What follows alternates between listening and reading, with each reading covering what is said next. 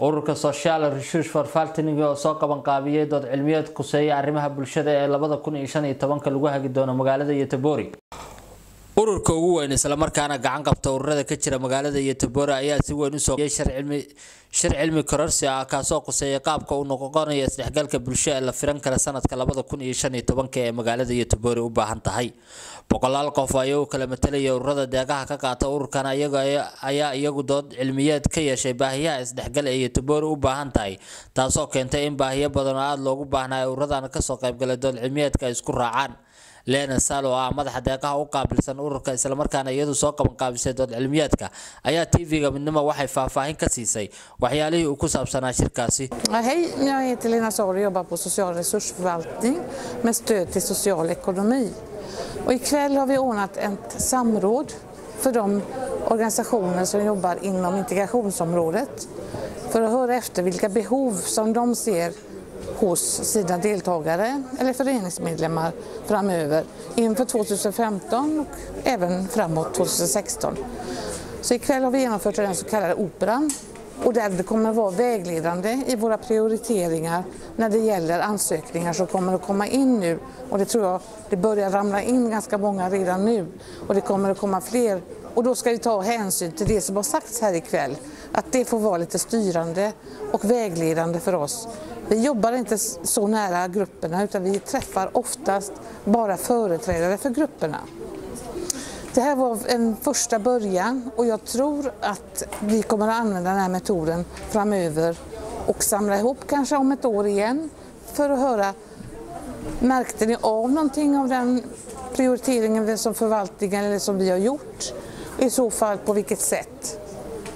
Och vi kommer också skriva en liten rapport bakåt i tiden här, vad som har hänt mellan 2008 och 2014, vilka organisationer som fick bidrag och hur det ser ut och till vem gick bidraget.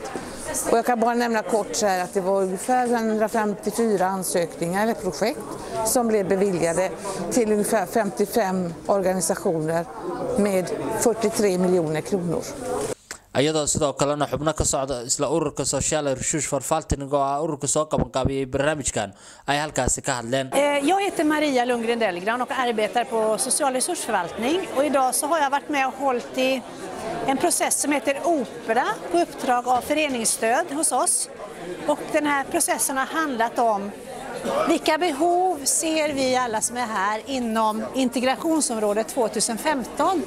Och då har man fått prata i par, i grupper och tagit fram idéer och rangordnat dem.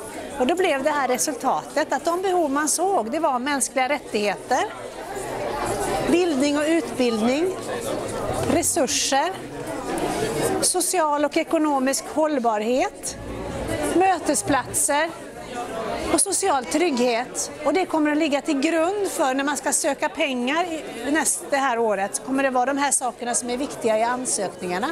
Så jag hoppas att alla föreningar söker mycket pengar nu, och lycka till med det. حقيقي الشركة وحنا حبارسنا مقع أو استحقلك ما داعي بانك اسمح استحقلك ومدة الصوماليين خيب إن كانوا قطعين رجين إن الرده وأساس شيكتبه ولا لبا مش كجوت صومالية صدق عندي لها وهو شير آدم مهمسن oo dadka ajaanibta qaasatan wadanka ku nool iyo Swedish kaba aan wadanka aan ugu nimid oo faa'iido ah isdhexgalku waa shay aad iyo aad muhiim u ah.